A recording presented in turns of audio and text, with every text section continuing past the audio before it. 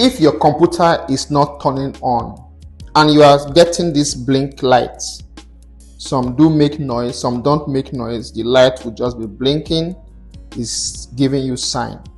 You have to check your RAM, troubleshoot your RAM.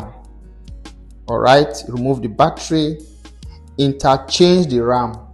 If it does not work, you can bring in brand new RAM, remove the old one, put in new one, and it will work. It's mostly the battery. Remove the battery. The fault is mostly your RAM or your CMOS battery. Remove the RAM, remove your CMOS battery, troubleshoot it yourself. If your RAM have two, remove one, interchange it. Share this video.